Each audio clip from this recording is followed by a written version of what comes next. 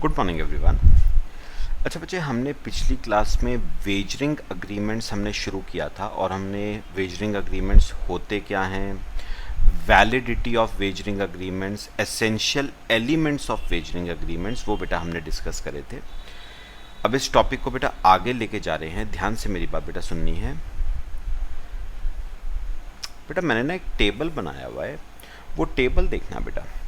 2 columns हैं उसमें, transactions resembling wagering agreements, मतलब वो ट्रांजैक्शंस जिनको वेजरिंग अग्रीमेंट माना गया है, और दूसरा कॉलम है transactions not resembling wagering agreements, मतलब वो ट्रांजैक्शंस जिनको वेजरिंग अग्रीमेंट्स माना नहीं गया है। ठीक है, चलो बेटा ध्यान से। अच्छा, सबसे पहले बेटा इस पे आओ, लॉटरी। बेटा अगर आपको ना पिछली क्लास याद हो वेजरिंग की, तो मैंने आपको कहा था wagering is purely a game of chance, it depends on your luck. अगर बेटा किस्मत साथ दे जाती है, ठीक है, तो आप जीत सकते हो, नहीं तो बेटा आप हार भी सकते हो। मतलब वेजरिंग के जितने भी अग्रीमेंट्स हैं बेटा, वो प्योरली किसके ऊपर डिपेंड करते हैं, आपके लक के ऊपर डिपेंड करते हैं। They are a game of chance. ठीक है, तो ऐसी बेटा लॉटरी भी होती है। Lottery is a game of chance.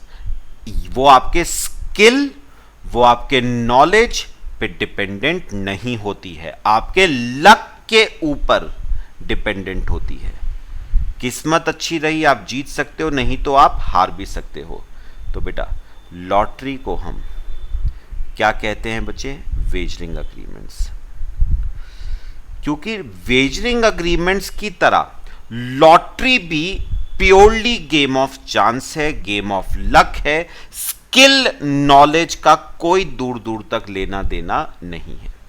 तो लॉटरी भी याद रखना, lottery is also a wagering agreement. Betting, वो तो हमने पिछली क्लास में डिस्कस किया भी था ना, रेन होती है तो तू 500 देगा, नहीं होती तो मैं दूंगा 500। Betting is also wagering agreement. तो बेटिंग हो गया, लॉटरी हो गया, ये सब आपके वेजरिंग है। क्यों बेटा? Because they are purely dependent on luck, chance. किस्मत पे डिपेंडेंट है बेटा, जीतने को जीत भी सकते हो, नहीं तो हार भी सकते हो। अच्छा बेटा, क्रॉसवर्ड पजल, आओ एक रीडिंग मारते हैं, फिर आपको थोड़ा सा समझाता हूं बेटा। Crossword puzzle in which prizes depend upon the correspondence of the competitor's solution with the previously prepared solution kept with the editor of a newspaper is a lottery and therefore a wagering transaction।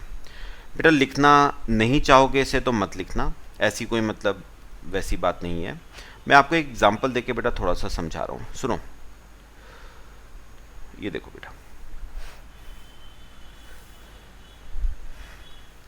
Suppose बेटे editor of a newspaper है, कोई बेटा newspaper का editor है। आपने देखा होगा बेटा न्यूज़पेपर्स में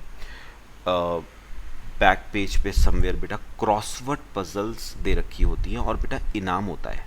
अगर आप वो क्रॉसवर्ड पजल का सॉल्यूशन बिल्कुल सही करते हो, ठीक है, और आप ध्यान से सुनना जो मैं बोलूँगा, और आपका सॉल्यूशन एडिटर के सॉल्यूशन के साथ मैच कर जाता है बेटा, ये बहुत इंपॉर्टेंट बात है। अब सुनो, ये बेटा मैं हूं, ठीक है, और ये न्यूज़पेपर का एडिटर है बेटा। अब सुनो बेटा, इस न्यूज़पेपर के एडिटर ने मुझे न्यूज़पेपर में मतलब एक बेटा क्रॉसवर्ड पजल दी सॉल्व करने के लिए, ठीक है। तो बेटा मैंने क्रॉसवर्ड पजल को क्या किया, सॉल्व। देखो ये क्रॉसवर्ड पजल थी, एक सिंपल सा एग्जांपल देके आपको बता रहा हूं बेटा। ये देखो ऐसे होती है ना कुछ क्रॉसवर्ड पजल।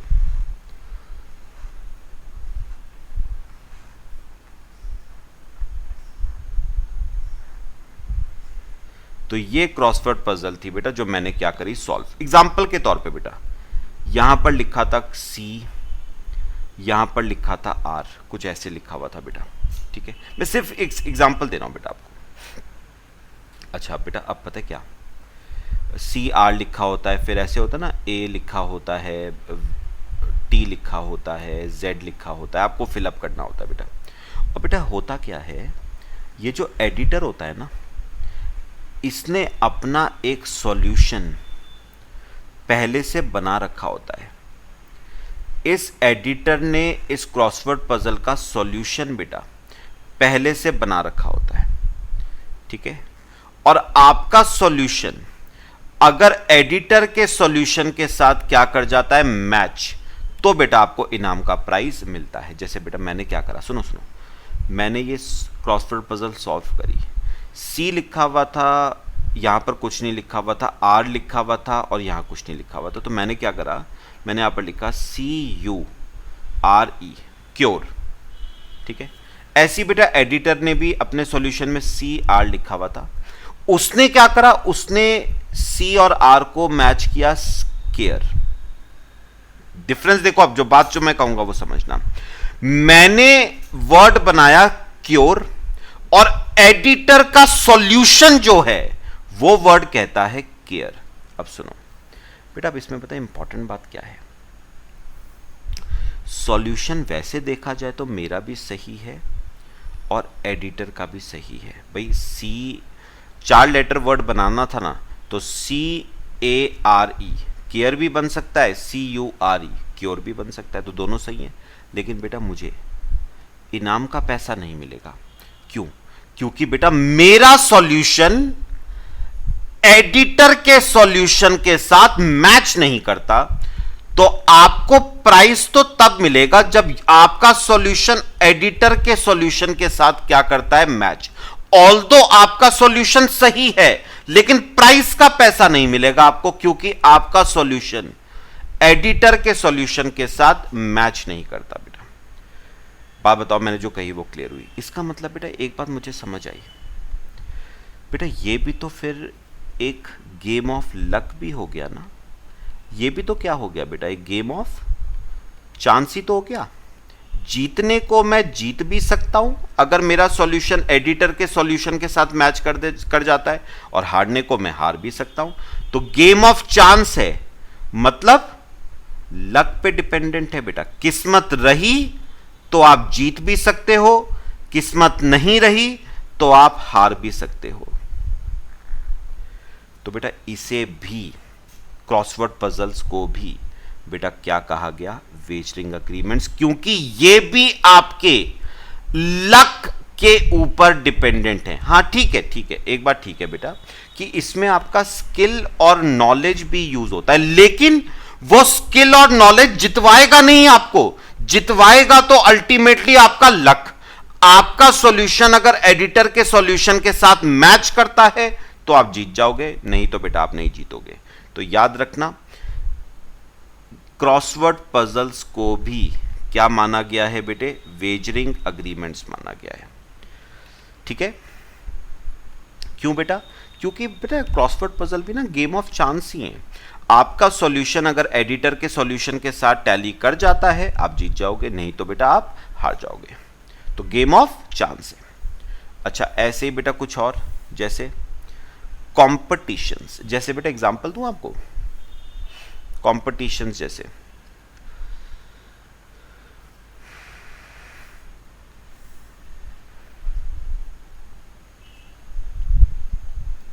कॉम्पिटिशंस, जैसे बेटा एग्जांपल के तौर पे दंगल।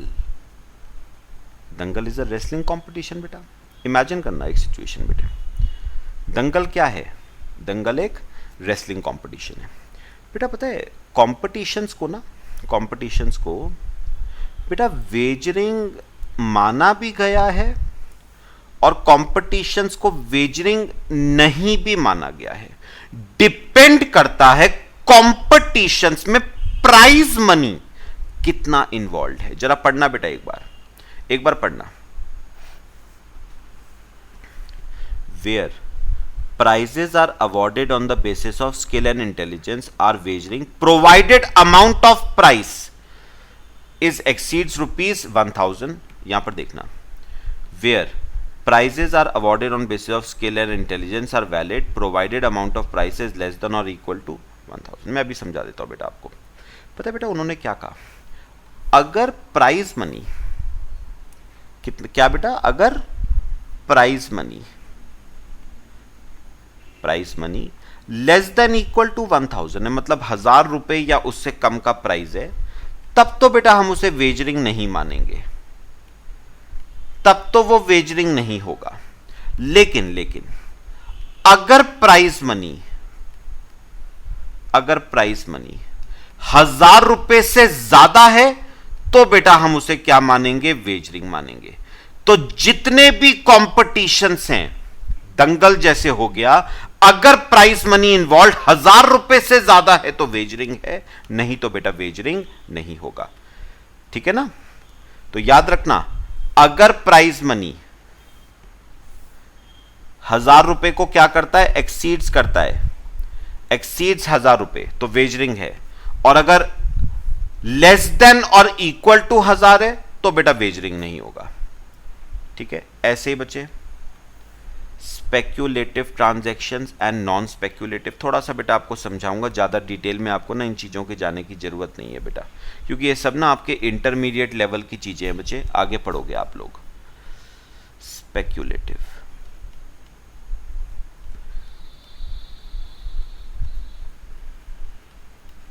बेटा पता है बेसिकली होता क्या है, आपने जैसे देखा होगा, शायद मेरे को आइडिया नहीं है आपको देखा या नहीं देखा आपने, मेरी बात सुना बेटा, आपने देखा होगा बहुत से लोग शेयर्स खरीदने बेचने का काम करते हैं, मतलब उनका बिजनेस ही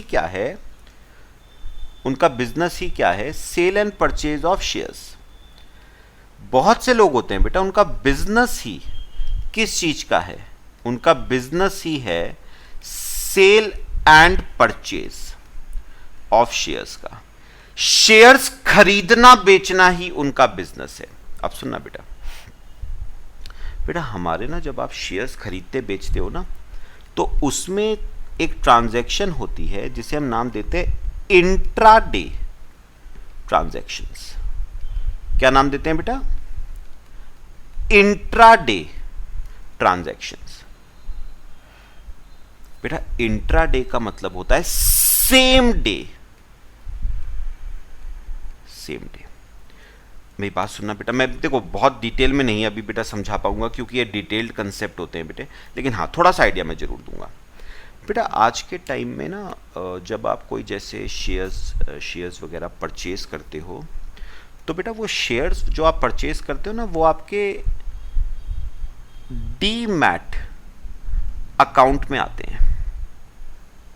जब आप शेयर्स परचेज करते हो ना, तो वो शेयर्स परचेज कहां पर आते हैं, आपके डीमैट अकाउंट में आते हैं, और फिर डीमैट अकाउंट से ही वो आगे क्या होते हैं, सेल। लेकिन बेटा होता क्या है, डीमैट अकाउंट में आने में जो समय लगता है वो लगता है T+2। मैं आपको अभी समझा देता हूं बेटा। आपके डीमैट अकाउंट में आने में जो शेयर्स को समय लगता है वो T+2 लगता है बेटा। T+2 मतलब date of transaction plus 2 days. Date of transaction plus 2 days मतलब जिस दिन आपने शेयर्स खरीदे हैं ना, वो 2 दिन बाद आपके डीमैट अकाउंट में क्या होते हैं, रिफ्लेक्ट होते हैं। यानी अगर मैंने शेयर्स कोई परचेज करे हैं बेटा, आज 4 अगस्त को मैंने कोई शेयर्स परचेज करे हैं, तो वो मेरे अकाउंट में आएंगे। टी मतलब 4 अगस्त प्लस 2 डेज मतलब 6 अगस्त को आपके अकाउंट में आएंगे। तो अगर मैंने 4 अगस्त को परचेज करे हैं प्लस 2 डेज, तो 4 + 2 बेटा 6 अगस्त को वो आपके डीमैट अकाउंट में क्या होंगे, रिफ्लेक्ट होंगे। पक्का बात समझ आई बेटा? लेकिन बेटा ध्यान से सुनना जो मैं छोटी छोटी बातें बताऊंगा बेटा। अब ना आप क्या कर सकते हो, सुनो, आप क्या कर सकते हो, या तो आप शेयर्स को डीमैट अकाउंट में आए बिना ही बेच दो, या आप पहले इंतजार करो कि पहले एक बार शेयर्स मेरे डीमैट अकाउंट में आ जाए, मैं फिर बेचूंगा। तो इमेजिन करो बेटा, इमेजिन करो एक पर्सन है मिस्टर ए, ठीक है। उसने बेटा रिलायंस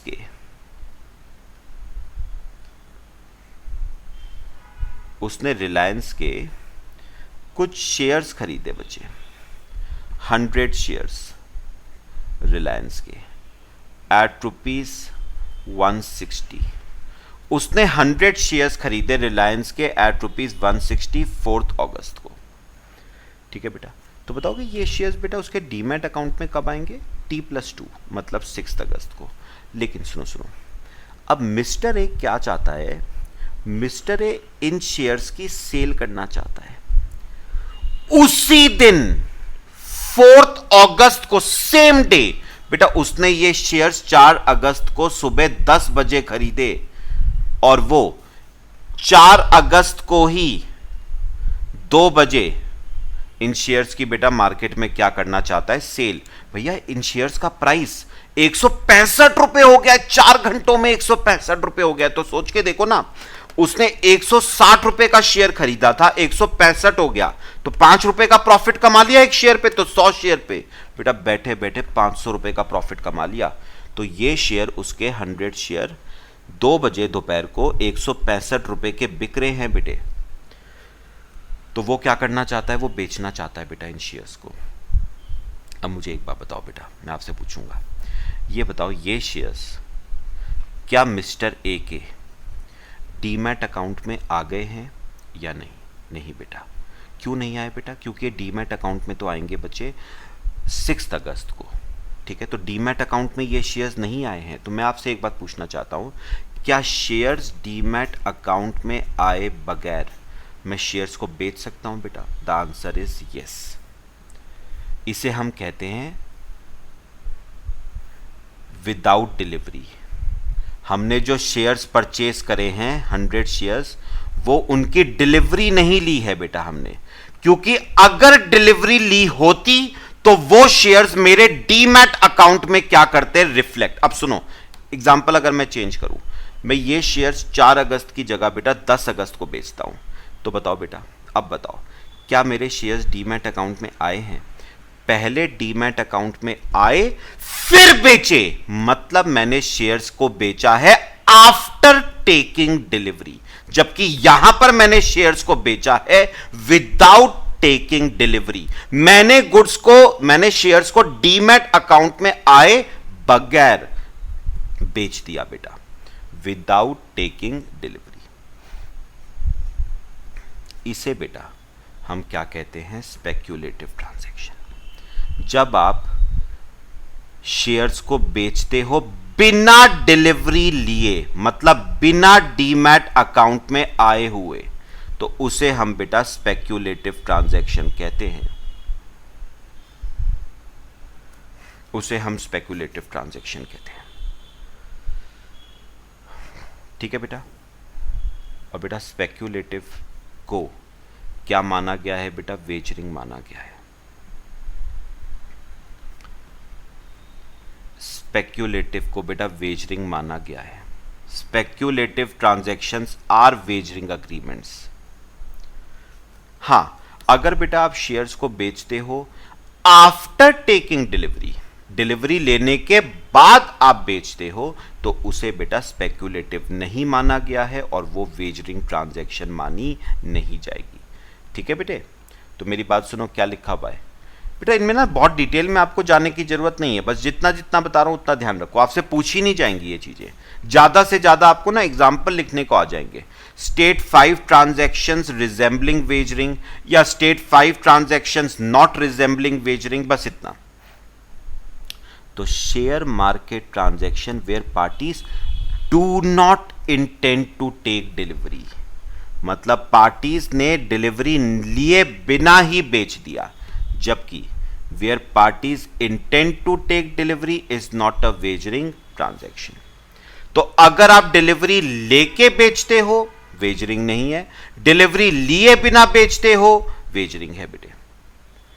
अच्छा, अगर बात करी जाए बेटा हॉर्स रेस ट्रांजैक्शंस की, हॉर्स रेस, तो बेटा इसमें भी ना इसे भी वेजरिंग माना जाएगा या नहीं, वो बेटा प्राइस मनी के ऊपर डिपेंडेंट है।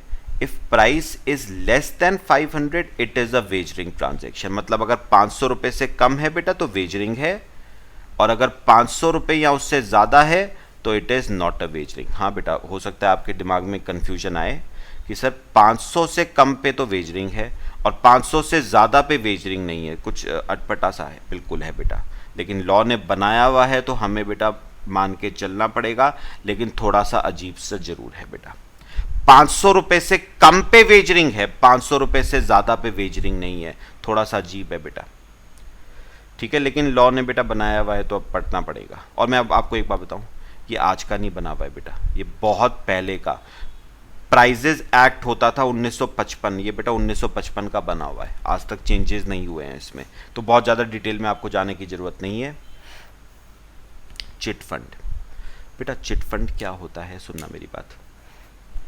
चिट फंड बेटा एक टेक्निकल नाम है किट्टी पार्टी का, है ना। किट्टी पार्टी होती है ना बेटा, लेडीज़ वहाँ पर जाती हैं, थोड़ा थोड़ा पैसा कंट्रीब्यूट करती हैं। सपोज़ कोई लेडी है, उसने 5000 रुपये की किट्टी डाली हुई है, उस ग्रुप में 10 लेडीज़ है बेटा, तो क्या होता है, हर लेडी 5-5 हज़ार रुपये देती है।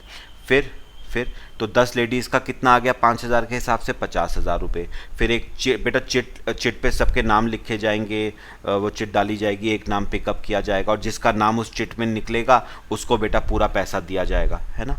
यही सिस्टम होता है बेटा। तो chit fund is nothing but a kitty party बेटा। मतलब एग्जाम में कल को लिख मत देना किट्टी पार्टी, वो तो मैंने आपको सिर्फ समझाने के लिए बताया बेटे। किट्टी पार्टी होती है बेटा ये, बिल्कुल किट्टी पार्टी की तरह, बट टेक्निकल नाम है थोड़ा सा चिट फंड। कमिटी सुनी होंगी आपने, कमिटीज, वो कमिटी भी यही होती है बेटा, चिट फंड ही होता है वो कमिटी। किट्टी पार्टी, कमिटीज, ये सब चिट फंड ही है, जिसमें कुछ लोग हर महीने एक फिक्स्ड अमाउंट कंट्रीब्यूट करते हैं, फिर चिट के थ्रू लकी विनर का नाम निकाला जाता है और उसको पूरा पैसा दे दिया जाता है। Chit fund is not wagering, it is not a wagering agreement, याद रखना, ठीक है।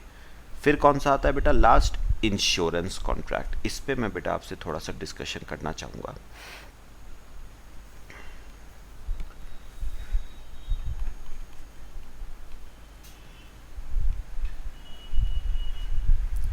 इंश्योरेंस कॉन्ट्रैक्ट, पता है बेटा इंश्योरेंस कॉन्ट्रैक्ट, बेटा ये ना इंपॉर्टेंट डिफरेंस है, आ भी सकता है कल को आपको। इंश्योरेंस कॉन्ट्रैक्ट्स और वेजरिंग कॉन्ट्रैक्ट्स में डिफरेंस आ सकते हैं बेटा, तो बात समझना। अब सुनो, ये मैं हूं बेटे मिस्टर ए, ध्यान से सुनना मेरी बात जो मैं कहूंगा, मिस्टर ए, और ये है इंश्योरेंस कंपनी।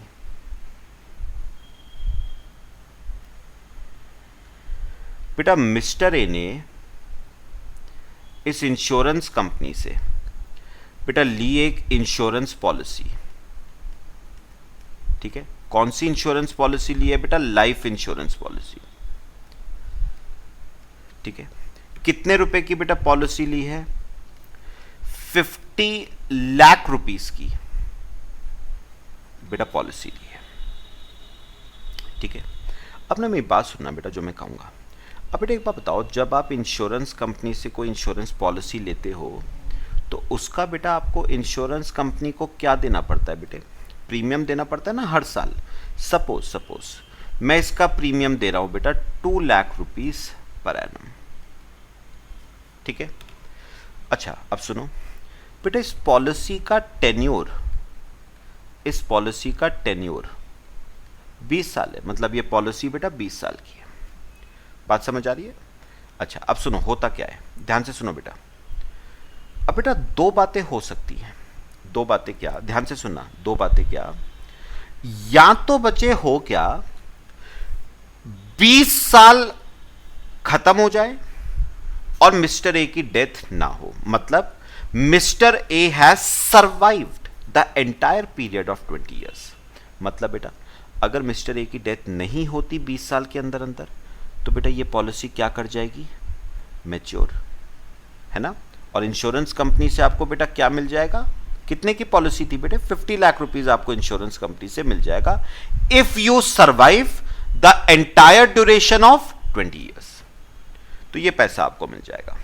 अच्छा अब सुनो, व्हाट इफ मिस्टर ए की बेटा कल को क्या हो जाए, डेथ, 20 साल के अंदर अंदर डेथ हो जाए, तो बेटा उस केस में भी ये पॉलिसी बेटा क्या कर जाएगी, मैच्योर।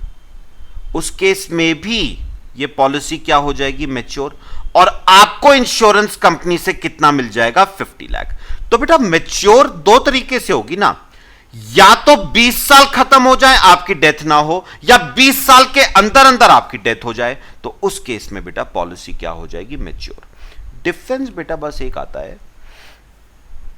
कि अगर 20 साल खत्म हो जाते हैं और आपकी डेथ नहीं होती तो पैसा आपको मिलता है, मतलब मिस्टर ए को, लेकिन अगर 20 साल के अंदर अंदर मिस्टर ए की डेथ हो जाती है तो पैसा मिस्टर ए को नहीं, उसके नॉमिनी को मिलेगा। तो पैसा उसके नॉमिनी को मिलेगा बेटा, लेकिन पैसा तो मिलेगा। और इसके बदले बेटा आप क्या देते हो, आप प्रीमियम देते हो 2 लाख रुपए साल का। पॉइंट बताओ, क्लियर हुआ बेटा? बच्चे अब मैं ना देखो, बाकी तो डिफरेंसेस बहुत सारे हो सकते हैं, लेकिन बेटा मैं अगर आपसे ना खास ध्यान आपका 2 डिफरेंसेस की तरफ ले जाना चाहूँ between wagering and insurance contracts. याद रखना बेटा, insurance contracts are not wagering contracts. There are large number of differences between insurance and wagering. 2-3 मैं आपसे बेटा डिस्कस करूंगा जो इंपॉर्टेंट है।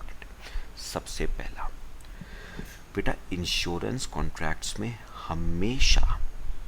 हमेशा बेटा कंसिडरेशन होता है, हमेशा बेटा देयर इज सम कंसिडरेशन। नहीं है बेटा?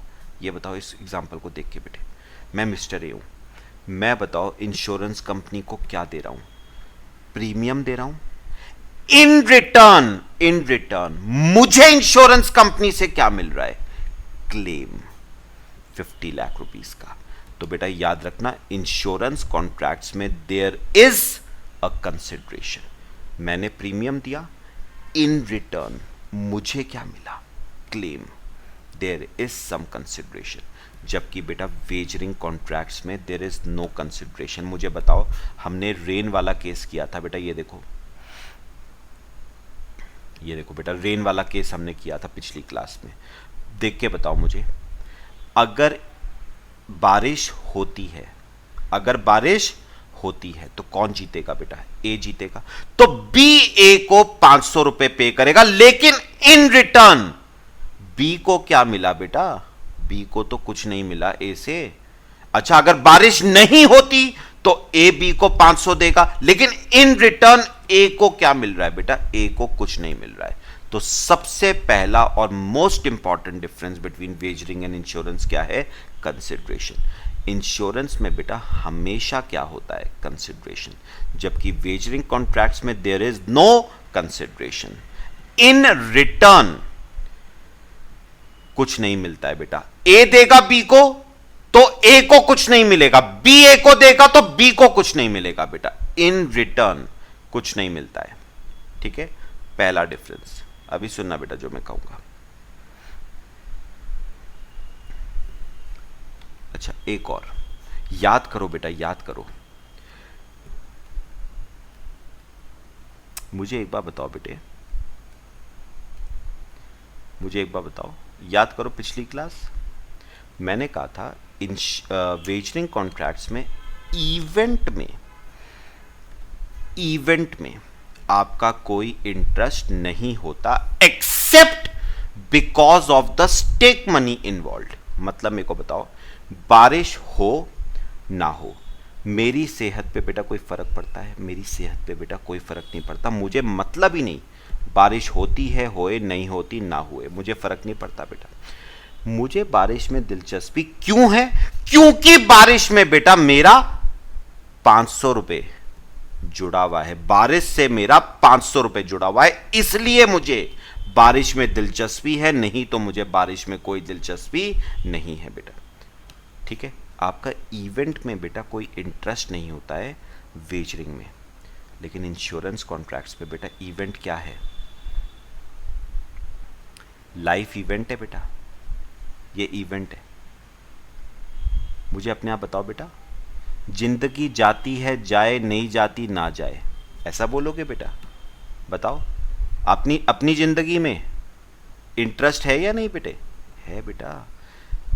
इवेंट में क्या इंटरेस्ट है? यस। क्या वेजरिंग में मेरा इवेंट में इंटरेस्ट होता है? द आंसर इज नो बेटा। बारिश होती है, होए नहीं होती ना हुए, मुझे फर्क नहीं पड़ता। हाँ हाँ, क्यों मैं चाहता हूं बारिश होए? क्योंकि 500 रुपए मेरा जुड़ा हुआ है। लेकिन बेटा यहां पर क्या इवेंट में इंटरेस्ट है, लाइफ में इंटरेस्ट है? बिल्कुल बेटे। जान जाती है जाए, नहीं जाती ना जाए, ऐसा बोलोगे बेटा? नहीं, इवेंट में बिल्कुल इंटरेस्ट है मेरा।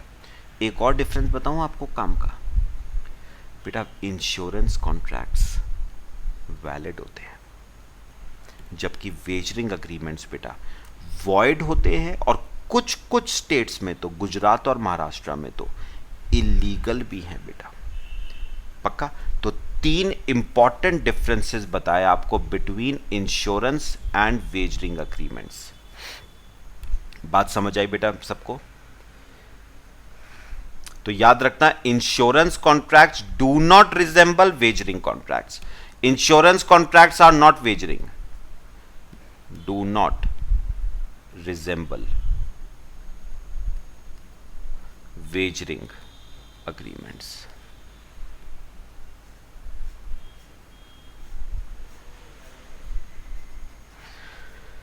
लो बेटा, ये आपका बच्चे चैप्टर 3 हमारा पूरा फिनिश हो गया। क्लियर है बेटा सबको? ठीक है। लो बच्चे, मेरे ख्याल से बेटा chapter very very important chapter, clear हुआ सबको? चलो बेटा, अगली क्लास में बेटा नेक्स्ट चैप्टर शुरू करेंगे। Till then thank you.